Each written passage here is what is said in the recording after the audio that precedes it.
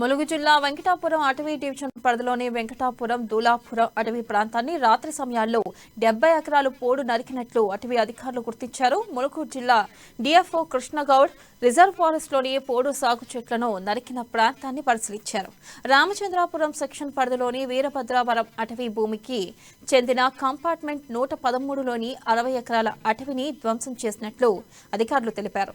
ఇక దూలాపురం రేంజ్ పరిధిలోని కొంగల బీట్లో 10 ఎకరాల పోడి నరికినట్లు గుర్తించామని జిల్లా అధికారి వెల్లడించారు. పోడు భూముల్లో ఆర్ఎఫ్ఆర్ సర్వే జరుగుతున్న సమయంలోనే మొక్కలను సర్వే కోసమే నరికివేసినట్లు గుర్తించారు.